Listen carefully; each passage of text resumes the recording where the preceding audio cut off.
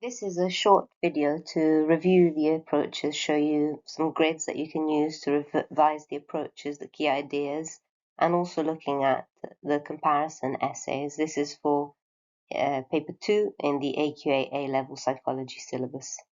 So the first grid I'm going to show you is for revising approaches. It's a summary table where you should, ideally in a big sheet, draw this table and write the key ideas of all the 6 approaches you need to know about, the methods that they use to carry out research. So is it mainly using experiments, case studies, observations, animal studies? So that will be important building up for comparison, but also to highlight what is unique about each approach so you don't get them confused. Key studies if applicable. In some approaches you don't have key studies. For example, biological, you don't have explicitly key studies for the biological approach, but you can borrow from biopsychology, for example, or you can talk generically about twin studies, for example, in schizophrenia. And also in the cognitive approach, you don't have very kind of pivotal studies. How it explains and treats mental illness. So lots of approaches lead to an application in therapeutic settings. So the real life applicability of each approach can be a good point to expand on your AO1 or to use as AO3 in evaluation. Position on key debates. So you need to know about the key debates for paper 3, so nature, nurture, idiographic, non-pathetic, etc. We'll come back to that when we look at comparison. And then the last one is relevant topics. So just so you see here, this is from AQA guidance. When asked to refer to a topic, you don't talk about just the cognitive or the biological approach in general, but you would talk about something else you've studied more in detail. For example, memory, attachment, stress, aggression, schizophrenia, whatever you've studied more specifically in the other topics, in the other areas of the syllabus. So if you want to draw this and try it out, in the next slide, there'll be some ideas of how you could complete it. So as you can see, you can pause and look at the details here, but there are some key points to point out. In behaviorism, we're born a blank slate. We use lab experiments, and you could say using animals, especially. You've got human study on little Albert, so you can point out that they use both animals and humans. Systematic desensitization and flooding. So SD stands for systematic desensitization that you've encountered when you studied phobias in the psychopathology unit, clinical psychology unit. We'll come back to the debates later, and you've encountered this in explanations for attachment and explanation for phobias. The psychodynamic, the tripartite structure, that means id, ego, superego, the importance of childhood, the unconscious, defense mechanisms, mainly uses case studies as their method. You've got the case study of Little Hans, and psychoanalysis is the application. The humanistic, a way to remember it is that it's the third, it was considered the third force. So you look 1, 2, and 3. The humanistic came after behaviorism and psychodynamic, and what it had that was different is that it focused on the positives of people rather than the negatives, so ideas of self-actualization, personal growth, or focused on positive rather than pathological. They used a lot of interviews and questionnaires to find out how people self-actualized, what happened, and also case studies. Maslow used case studies on those people who were self-actualized, extraordinary people, to see what made them unique and what made them achieve such growth. Yeah, so you've got this here, exceptional people. So secondary data, lots of it was studying their biographies rather than asking them in person. Client-centered counseling is the application. Then you've got the biological approach, looks at genetics, biological structure, neurochemistry, but don't forget that the biological approach can also ask you about the evolutionary basis of behavior. Okay? These are the methods, twin studies, brain scans, experiments, etc. Twin studies, I put that generically. If you study schizophrenia, you'll have a lot of twin studies in that area. And then we've got inherited genetic mutation, brain damage, infection is how it explains mental illness, and obviously how it treats it is through drug therapies. The cognitive approach is about internal mental processes. Don't forget that you've got a keyword here, inference, that is drawing conclusions about internal mental processes from external observable behavior. And then you've got the mind-computer analogy and theoretical and computer models used to study, okay? Lab experiment, self-report, and obviously the application is CBT. And lastly, social learning theory is about vicarious reinforcement, imitation of role models, lab experiments, especially the Bobo doll study, and social skills, anger management are all based on social learning theory. So now we're going to move on to how to write a comparison essay. These are criteria that we can use to compare the approaches, the key position on the debates, and you've got a summary of the debates that you need to know about for paper 3, issues and debates, links to other topics, so how they are different or similar in explaining a mental illness or how memory works or crime, and real life applications, so the extent to which the treatments are similar, different. For example, it might have in common that they both lead to real life applications, but it might differ in terms of the issues that they might treat or the people that they might be suitable for. For example, an example would be that client-centered counseling is more appropriate for non-clinical cases, whereas drug therapy would be the most appropriate treatment for someone with, for example, schizophrenia. Using client-centered counseling in isolation would not be appropriate for that kind of patient, and therefore you can compare and contrast in that respect. And also you can look at the extent to which the discipline, the approach is scientific, so you can use the acronym the PROF for the features of science, theory construction, hypothesis testing, not so much these two, mostly empiricism, paradigm shift, whether it's constituted a paradigm shift of some way, replicability, very important, whether their systems are standardized, their methods are standardized, objectivity, obviously, for example, the psychodynamic approach is very subjective compared to your behavioral approach that is only based on objective empirical data, and lastly, falsifiability, that goes kind of hand in hand with that objectivity and empiricism, meaning that, again, the psychodynamic is unfalsifiable compared to your social learning, biological, behaviorist approaches. So then there's another grid that you can use for your comparison that is based on these different criteria. You can use, if you want, if your mind slips and you don't remember any criteria, you can use TARDIS.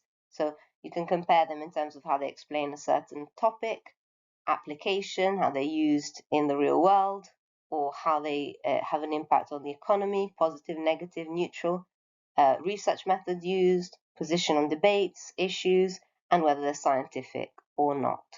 So I'm going to put another grid on the next slide, and you can pause it and try to complete it yourself before I show you a completed grid. So this is looking at the different debates. These are the most relevant. Then looking at how it applies to how it might explain phobias, OCD, and depression. Bear in mind, you won't have an explanation for each one of them. For example, you might not have a specific humanistic explanation for phobias, for example, so you don't have to complete every single one of it. How they might explain or treat schizophrenia and any other topic that isn't mentioned here, because obviously there are options, or there are topics where only one or two approaches are relevant, not all of them. So here comes the next slide. Here we go. So as you can see, you can check whether you got it right or wrong.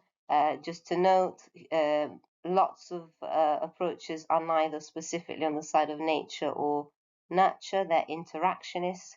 So the psychodynamic, for example, would say having those psychosexual stages of development is natural, it's innate, but the way you overcome them is down to nurture, it's down to especially how your parents treat you. The same with humanistic. You could say that those basic needs, for example, physiological needs, safety needs, are innate, but then the way we fulfill those needs might be due to interactions and, for example, conditions of worth placed by parents. And again, the cognitive approach says that the tendency to develop schema is innate. We're all born with a need to kind of evolutionary need to build schema to kind of predict what's going to happen and as shortcuts for negotiating our environment. But the nature, how those schemas look, is to do with nurture, is acquired through experience. So you see how they're all interactionist. Nomothetic and idiographic is based on the methods. So if they're predominantly based on case studies, they'll be idiographic. If they're based on large-scale studies, they're nomothetic. Free will and determinism, you've got specific keywords for some of them, like for the psychodynamic, you've got psychic determinism, and for biological, you've got biological determinism, for behaviorists, you've got environmental determinism. Don't forget that the cognitive approach is a form of soft determinism, a kind of compromise. The idea, I can't decide not to have schema, but I can challenge my existing schema, so it's soft determinism, a mix of free will and determinism. And for social learning theory, that is kind of cognitive approach's cousin, it's another form of soft determinism that we can call reciprocal determinism. I'm influenced by my role models, but I can also decide whether to pay attention to them or not. Like if I'm negatively influenced in terms of my body image, self-esteem by models, I can stop buying the magazines, start going on social media. So it's reciprocal. I influence the environment as much as the environment influences me. Okay? Uh, just for reductionism and holism, remember that only the behaviorist and the biological are considered purely reductionist. For the cognitive, you can only talk about machine reductionism in relation to the computer analogy, but it's not purely reductionist because it considers an interaction of internal mental processes and the environment. Okay? Whether there's gender and culture bias, some of them we know do, and some of them do not. So you could compare them in terms of a difference is that this is gender bias, but this one doesn't really discriminate between different genders. And then, as you can see, you can explain obviously phobias with the behaviorist approach, everything with the psychodynamic because it's all about defense mechanisms. The humanistic is mainly about depression and anxiety. The cognitive, you can use the negative trigrams and the ABC model, Beck and Ellis. For social learning, you can argue that phobias are learnt from observing family members. And the biological, you can argue that phobias have that biological preparedness, an evolutionary basis. That's why we're scared of spiders, heights, and the dark, those kind of evolutionary fears.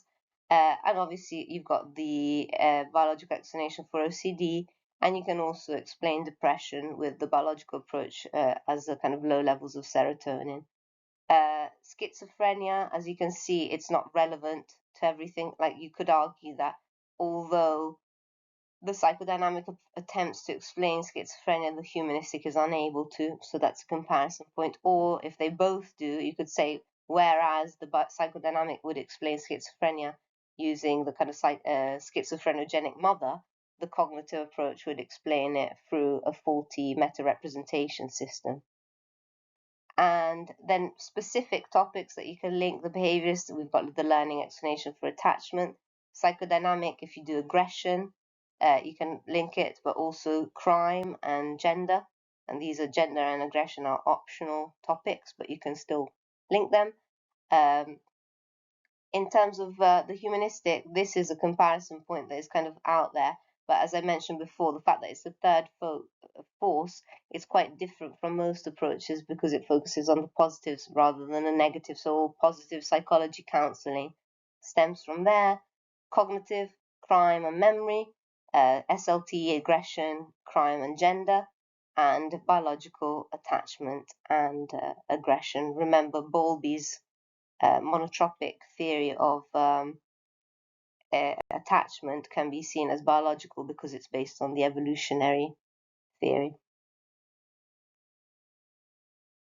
So then when you're structuring a comparison essay, it will say outline the, let's say, biological approach and compare to the psychodynamic approach. For example, any combination can appear, but one thing to remember is that the AO1 is only outlining the first approach.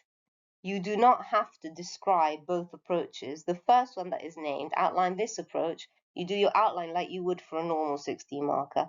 But then the AO3 is not about strengths and weaknesses, but it's all about comparison, meaning you don't talk about strengths and weaknesses of that specific approach that you outlined.